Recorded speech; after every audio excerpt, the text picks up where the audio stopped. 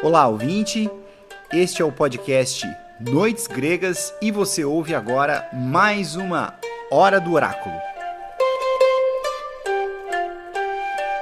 Hoje nós vamos falar sobre uma entidade muito graciosa, benquista por muitos de nós e que também nos vê muito bem, muito amiga do homem, que é o Hypnos, o deus do sono.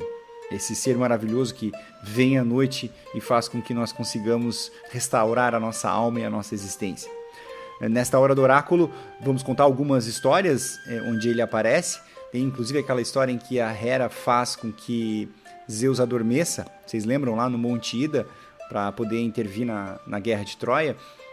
A gente já falou sobre isso há um bom tempo atrás e agora a gente vai contar isso sob o ponto de vista do Hypnos. Nós vamos falar também sobre os filhos de Hypnos, que são os sonhos, e nós conhecemos alguns, por exemplo, o Morfeu. Vamos falar também sobre o Fobetos e o Phantasus, e vamos entender para que serve cada um deles. E lá no final, você vai saber qual foi a saída que os gregos encontraram para explicar por que alguns sonhos se concretizavam e outros não. Tá bem? Um bom episódio para todos nós. Na mitologia grega, isso é bom não esquecer, há dezenas de deuses que não têm o mesmo tratamento que os deuses do Olimpo têm. Eles não chegam a ser verdadeiros personagens. Não há mitos em que eles apareçam. Eles não têm voz, não têm rosto. São apenas mencionados e mencionados muitas vezes. Mas não tem como nós contarmos alguma coisa porque não há narrativa a respeito deles. Isso quer dizer que eles não entraram no circuito literário. Já que, como nós estamos falando desde o primeiro dia, a mitologia grega fascina porque é uma forma avançada de literatura. São quase abstrações.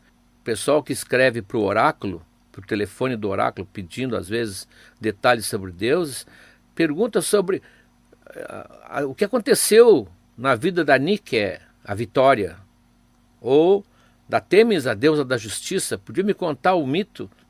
Têmis, não tem mito de Têmis. Ela é a personificação da justiça.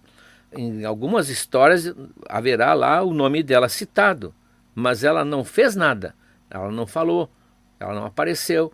E Noites Gregas não é um tratado científico de mitologia, é o uso da mitologia como a melhor forma de narrativa que o Ocidente conhece. Não tem narrativa, os deuses viram simples nomes numa lista telefônica.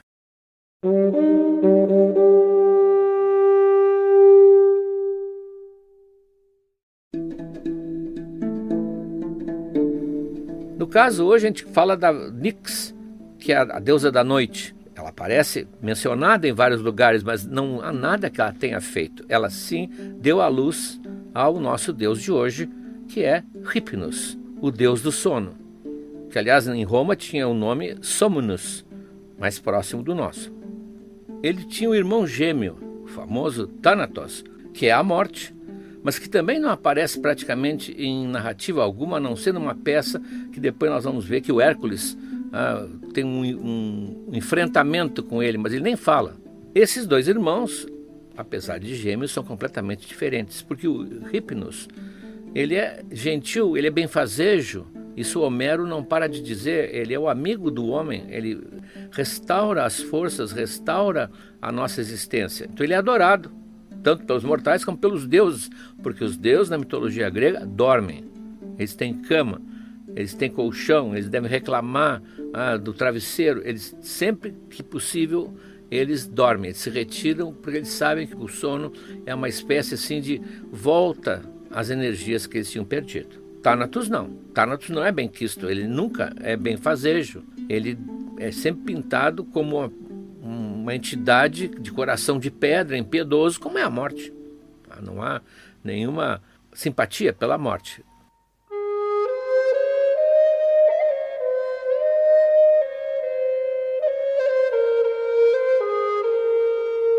Mais do que descrever o Hypnos fisicamente, porque a descrição dos deuses é sempre imaginada e nunca é fidedigna, não pode ser, ninguém jamais os viu.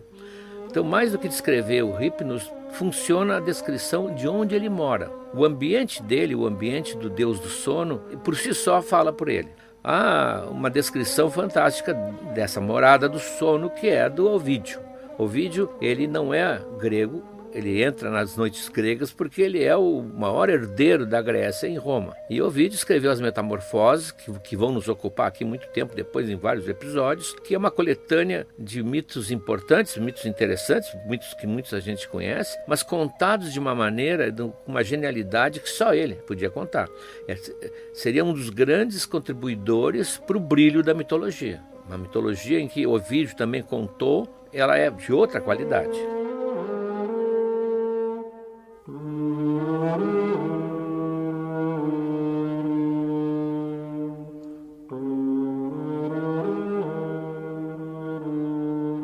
Essa morada do Hypnos não tem lugar fixo. Evidentemente, vários autores discordam. Homero coloca perto de Lemnos, que é na proximidade de Troia ali. Até para a narrativa que ele faz, como nós vamos ver, precisava que ele estivesse por perto.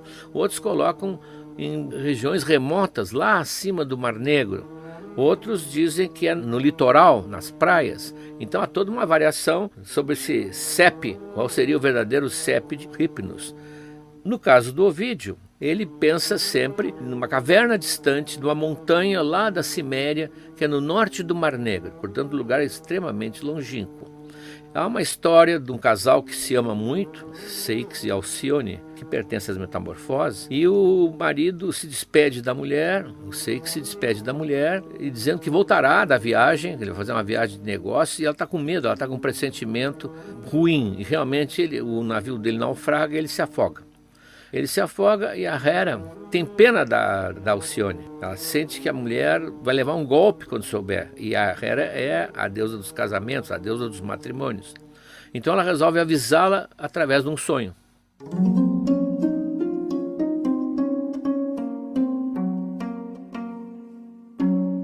O que ela faz? Ela vai falar com o sono. Cada um tem a sua especialidade, vai falar com o sono, pedir a Hypnos, que se encarregue de mandar um mensageiro avisar, enquanto ela dorme, que aconteceu uma desgraça com seu marido. Ela não vai pessoalmente, mas manda a sua mensageira particular, a sua secretária particular, a famosa Íris. A Íris é uma deusa também secundária, que ela aparece um pouco mais, porque nós a vemos ainda hoje no céu, quando ela passa riscando o firmamento com as suas cores, o famoso arco-íris. Então ela manda a Íris falar com o Hypnos. Então o Ovídio descreve essa visita que a Íris faz. Fala, Ovídio. Existe lá perto da terra dos Cimérios uma gruta profunda e afastada, cavada na montanha, a morada secreta do preguiçoso sono. Eternamente na sombra, pois a luz do sol jamais consegue entrar, nem na aurora, ao meio-dia ou à tardinha. Do solo escuro brota uma névoa espessa que vem tornar mais densa a penumbra. Aqui não se ouve o galo no romper do dia, e voz alguma vem romper esse silêncio. Nem latido de cão, nem ganso barulhento, nem rugido de fera ou ruído de rebanho, nem ramos agitados pelo vento, nada, nem conversa de gente, nada. Nada produz o mínimo ruído. Esse é o reino do repouso mudo. Bom, aí continua o Ovídio, no meio, ele descreve que no meio da caverna, bem no meio, tem um grande leito de ébano, aquela madeira escura, e o Hypnos está ali dormindo o seu soninho. Na sua volta tem uma confusão, silenciosa, mas tem uma confusão, que são os sonhos menores. Ele tem vários estagiários, ajudantes, como diz o Ovídio, numerosos como as espigas no trigal. E eles estão por ali, mas eles não querem acordar o mestre.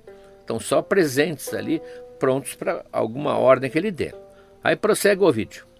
Assim que a deusa Íris entrou, afastando com as mãos os sonhos que tolhiam seu caminho, o brilho colorido de suas vestes iluminou o sagrado recinto. Ela tinha um brilho, como a televisão de noite no quarto. Ela entrou, então vou ler de novo que eu não vou estragar o Ovídio com meu comentário idiota. O brilho colorido de suas vestes iluminou o sagrado recinto. O deus, então, lenta, pesadamente, piscou os olhos, ergueu à custa a cabeça e deixou-a de novo afundar na almofada macia, o queixo sobre o peito. Quase acordou. Então tentou de novo e, enfim, apoiando-se em um cotovelo, pergunta qual a razão de estar ali a mensageira, pois ele a reconhecera. Ó sono, repouso da natureza, disse Íris. Sono, o mais suave dos deuses, tu que és a paz do espírito, o bálsamo para a angústia, tu que acalmas os seres esgotados pelo trabalho duro e reparas suas forças. Nessa frase de Íris está a descrição do Hypnos. Aliás, a descrição, ele é um preguiçoso, porque ele dorme. Aliás, tem plantas na entrada da caverna que são papoulas. Tudo é sonífero ali. Ele só vai acordar, vai mandar, evidentemente, um desses estagiários, e o estagiário vai então entrar no sono da pobre Alcione e revelar que o marido, não espere o marido voltar, que o marido morreu.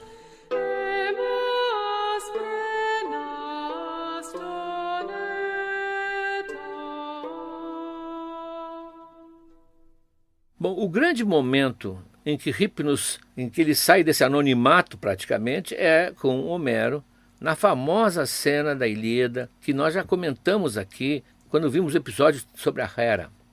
Mas ele é talvez uma das passagens mais deliciosas da Ilíada, e a história em si é muito interessante, e nós vamos vê-la agora mais pelo lado do Hypnos.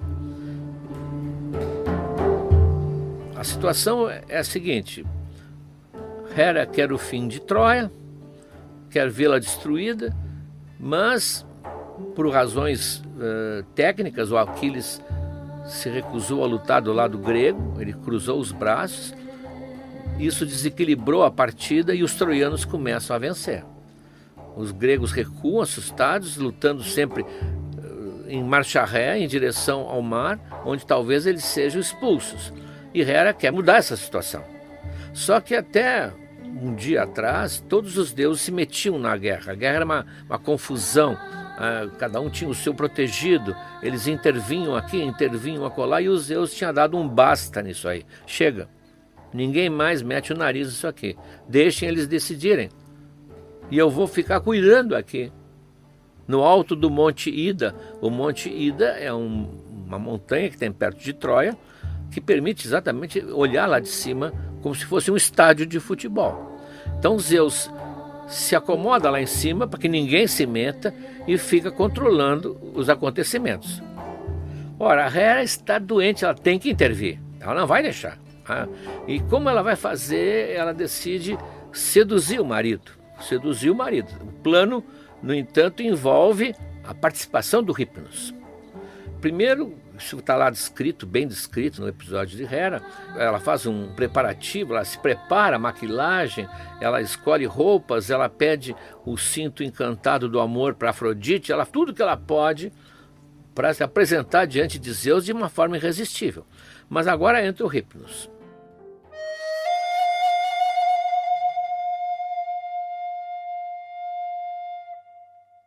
Ela vai à ilha de Lemnos, segundo Homero, é onde ficava o Hypnos, e vai pedir-lhe um favor. Como se trata de um favor, que ela vai pedir, um grande favor, como nós vamos ver, ela já chega tratando como amiga. Segura a mão dele, e diz: olha, amigo, quando Hera começa assim, já se sabe, não? Amigo, põe para dormir Zeus, assim que eu tiver terminado de fazer amor com ele. Então o plano dela é seduzir os Zeus e ela quer que ele durma depois. Então ela precisa do apoio do Hypnos. Qual é o cálculo dela? Enquanto os Zeus dormem um pouquinho, ela desce ao campo de batalha, invisível, é claro, e troca a ordem das coisas e equilibra um pouco a partida. Mas ela já faz o pedido como oferta. Mas eu vou te presentear, não te preocupa. Vou te dar um trono adorável de ouro, que o meu próprio filho, o Hefesto, que é o ferreiro do Olimpo, fez, e junto ainda um banquinho daqueles para poder descansar a teus pés quando tu estiver cansado. Excelente conforto. Aí o Hypnos dá um passo para trás, diz: olha aqui, isso que ele é quieto, ele é suave, como diz Homero. Hera, honrada deusa, poderosa, filha de Cronos, olha, qualquer outro deus de raça imortal, eu faria o que tu pede, colocaria para dormir. Até mesmo o rio, o oceano, aquele que está à volta ao mundo, eu faria para dormir. Mas de Zeus, não. Vai me desculpar, Zeus, não. Eu só poria para dormir se ele quisesse. o que tu está pedindo não vou fazer, não vai acontecer. Aí ele diz, por quê? Porque já houve um incidente. Numa passagem da vida de Hércules, que nós falamos, inclusive como falamos agora no episódio de Troia também, o Hércules, houve uma ocasião que ele se revolta contra a Troia, não era ainda a Troia da guerra de Troia, anterior, se revolta contra a Troia e vai atacar e destrói a cidade junto com o seu grupo de 2 ou 3 navios. Ele realmente se vinga de uma série de coisas que o antigo rei tinha feito com ele, o Laomedonte. Então ele destrói a cidade e quando vai voltar, não havia ainda esse ódio de Hera contra Troia. Esse ódio de Hera contra Troia só aparece depois daquele julgamento das deusas em que ela perde o pomo da discórdia para Afrodite, aquele julgamento em que ela ficou mortalmente despeitada. Então nessa época o ódio de Hera, que está sempre odiando alguma coisa, era por Hércules. Porque Hércules ela persegue a vida inteira, como nós vimos, porque era o filho ilegítimo preferido de Zeus. Então ela, naquela ocasião, tinha convencido o Hipnos, naquela época ele era inocente, a adormecer o Zeus. E aproveitou então que o Zeus estava dormindo e mandou um temporal gigantesco para afundar os navios de Hércules. E a ventania e ondas altas, que no Mediterrâneo não são comuns, ele mal consegue sobreviver lá numa ilha, ele vai dar na ilha de Cos, onde Zeus fica sabendo, acorda e fica sabendo o que está acontecendo. Então, diz o Hipnos, naquele dia eu escapei por pouco, Hera, muito pouco. Ele acordou furioso, espancando todo mundo que estava em volta, até que chegou, descobriu o que estava acontecendo e veio atrás de mim. E me pegou e quase me joga lá de cima, no fundo do mar. Se eu não vejo a minha mãe, a Nix, à noite, e eu me agarro nela e peço socorro. Bom, aí os Zeus, em respeito à noite, todo mundo respeita a minha mãe, me deixou escapar. Agora fazer de novo? Eu não sabia que tu estava planejando fazer mal para Hércules naquela ocasião. Eu entrei como um patinho. Agora não, eu não posso fazer isso agora de novo. Ele é meio trapalhão assim, mas Hera não ia desistir. Resolveu atacar por outro lado.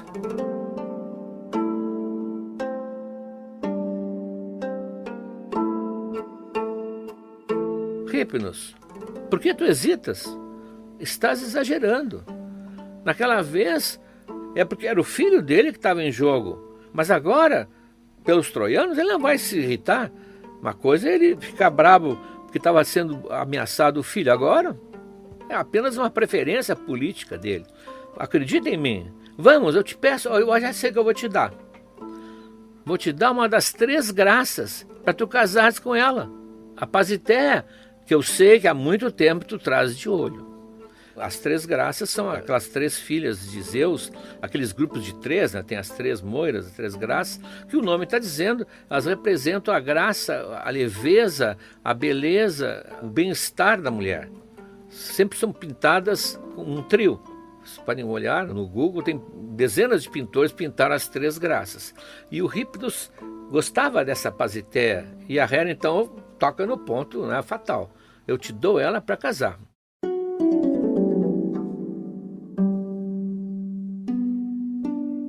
Bom, aí o Hipnos, né, que há muito tempo acalentava esse sonho de casar com a Pasitéia, ele disse, olha, Hera, tá, vou fazer, mas eu preciso de um juramento. Ele não confia muito nela. Tu vais jurar pelo rio Styx. Nós já vimos, é um dos rios do mundo dos mortos. É um dos juramentos que mais obrigam os deuses. Né? Quando um deus jura por Styx, ele não pode romper o seu juramento. Então ela jura, né, porque ela quer realmente mudar a guerra, mudar o rumo da guerra. Pelo menos sustar um pouco o avanço terrível dos troianos. Ela jura, então os dois saem de Lemnos, imagino que voando, transportando-se pelo ar, e chegam então até lá, perto do Monte Ida, onde eles descem, como diz o Homero, com os pés movimentando a copa das árvores. Eles vêm meio que como posando ali, em cima da árvore. O Hipnos se acomoda num pinheiro bem grande, numa forma de um pássaro, alguns dizem que meio tipo uma coruja, e ele fica quieto, esperando escondido ali a hora que ele vai intervir. Bom, e aí acontece aquela cena, que é uma cena que já foi contada aqui, em que a Hera seduz os Zeus facilmente, né, porque ela está cheia de artifícios, está belíssima e está com o cinto da paixão que a Afrodite emprestou, e eles então deitam numa espécie de colchão de flores que nasce imediatamente, porque o solo quer participar, né, quer fazer uma gentileza para o casal real, e eles então fazem amor ali e Zeus dorme.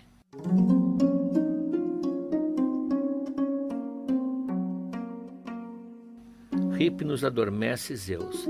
Eu acho que ele esqueceu de tirar esse comando do computador e por isso até hoje muitos homens fazem a mesma coisa depois que fazem amor, mas é o Hypnos é o culpado. A Hera que pediu, foi a Hera que pediu, então não pode reclamar.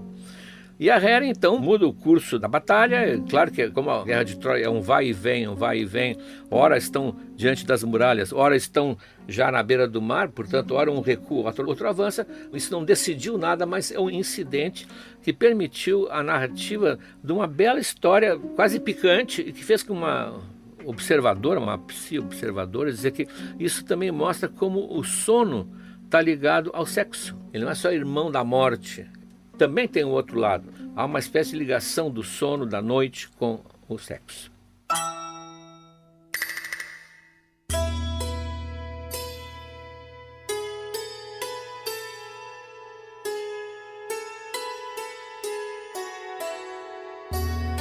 Hera, como sempre, cumpre sua promessa.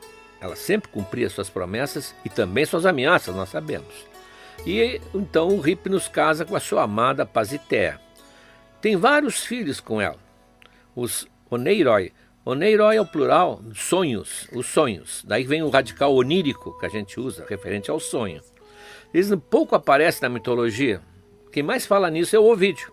O Ovídio sentiu que aí tinha uma coisa para explorar e desenvolveu mais, como nós vimos na magnífica descrição da morada do sono. Então, embora haja muitos sonhos menores, sonhos secundários, como eu disse, sonhos ajudantes, sonhos estagiários, tem os mais importantes, que são os sonhos VIP, que são os filhos mais diletos do Hypnos, que são o Morfeu, que é o principal, tanto que é considerado por muitos o deus do sonho, sem contar com a confusão que era comum de achar que Morfeu era o deus do sono. Não, é o deus do sonho.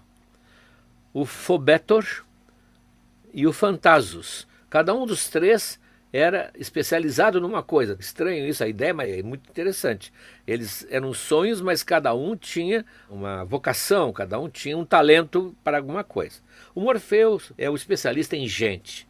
Sonho com pessoas, é com ele. Ele era um grande imitador da forma humana, da voz, do sorriso, das feições, da maneira de caminhar, da roupa. Então, quando ele aparecia no sonho, quando ele aparecia para a pessoa dormindo, parecia que tinha aparecido ali o pai, ou o marido, ou a mulher, realmente viva na frente do que estava sonhando.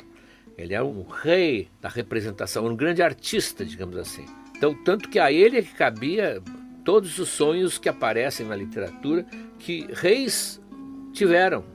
Reis e heróis, quando o sonho é Morfeu que está lá. Ele é o mais importante de todos, então ele que assume, essa missão é minha, é dele.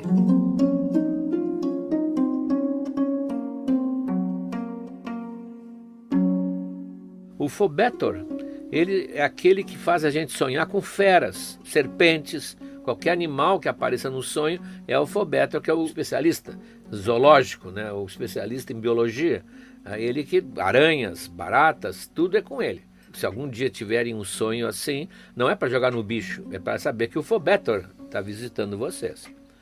E o último, Phantasus, o nome está ligado à fantasia, né? É que se encarrega dos sonhos com coisas inanimadas, rocha, montanha, rio, mar, árvores, ruínas, cavernas. Esse então é o Phantasus. Eles dividem o trabalho. Claro que o Morfeu é o mais solicitado. Uma expressão que é um clichê já no Ocidente, a pessoa que vai dormir diz, eu vou me entregar nos braços de Morfeu. Por isso que muita gente pensava que era o sono. Não, é o sonho. Morfeu é o deus do sonho.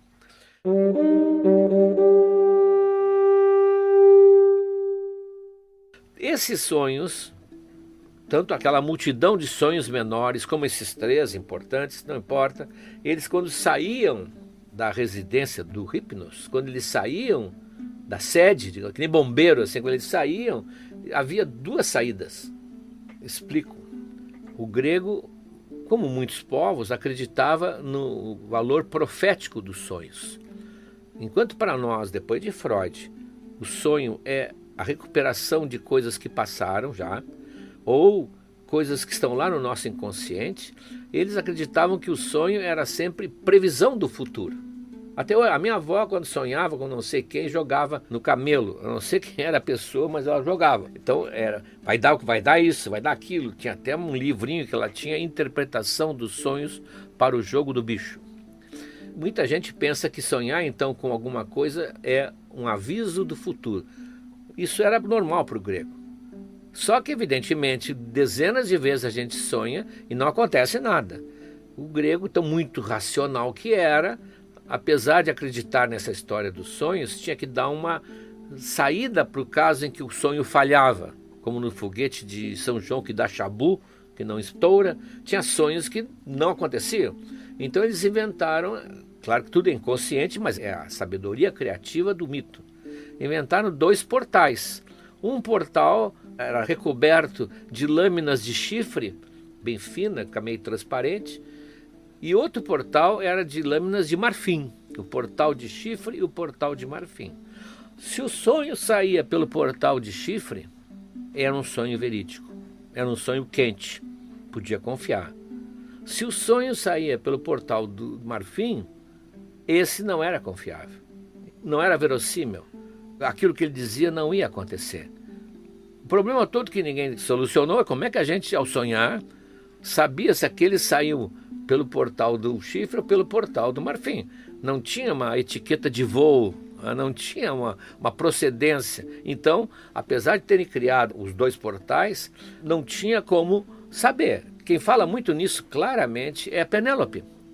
Porque a Penélope, na Odisseia, tem vários sonhos famosos. Quando chegarmos na Odisseia, nós vamos ver esses sonhos.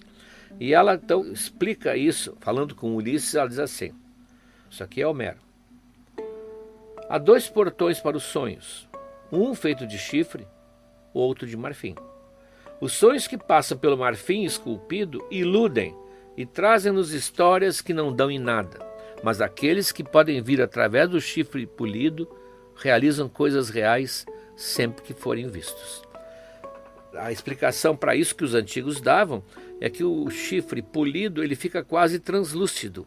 Portanto, havia uma transparência, se podia se enxergar através, enquanto o marfim, que é opaco, é denso, ele não tinha como ver exatamente o que estava contido naquele sonho e não se podia ver o seu atestado de qualidade.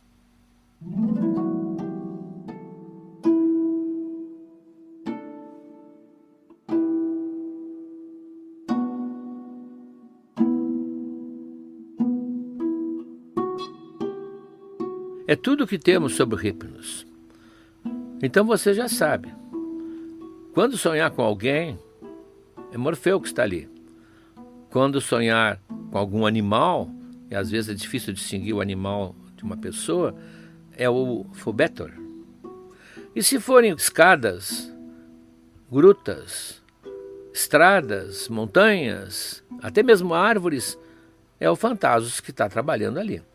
Claro que você, se quer saber a opinião do Noites Gregas, todos os sonhos em relação ao futuro saem pelo portal de marfim. Não informam nada do futuro, mas todos eles, se formos levar em consideração a nossa personalidade, a nossa alma, a nossa psique, com certeza eles saíram pelo portal de chifre, porque eles vão dizer muita coisa a nosso respeito.